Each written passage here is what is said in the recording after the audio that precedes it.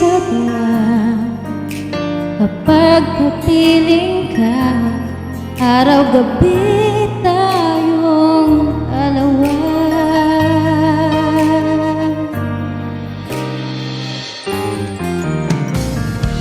Biruin mong nasabi ko ang nais kong ipahatid.